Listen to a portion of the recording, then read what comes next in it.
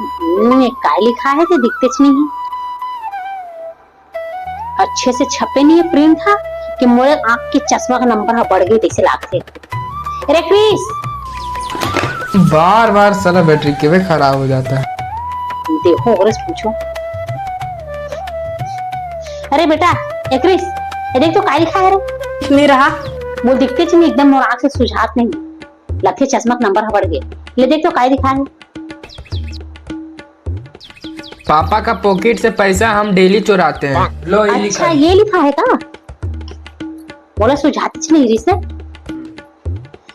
ए Chris जाने बेटा, वो चाठल बर्तन रखा है, तेल मार ले, झाड़ू लगा दे, पोछा तक मार दे जा तू।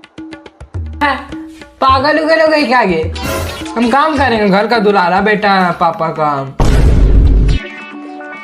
पापा का पॉकेट से पैसा हम डेली चुराते हैं।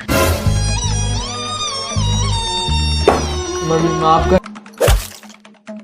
मम्मी को फोन चलाने सिखा दिए, बहुत बड़ा गलती करती है अब।